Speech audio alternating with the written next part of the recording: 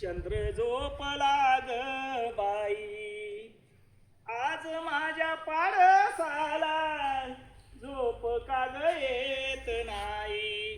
निंबोनीच्या झाडा मागे चंद्र झोपला ग बाई. गोठ्यात घरट्यात चिवताई, परसात जाई जुई झोपल्या ग बाई.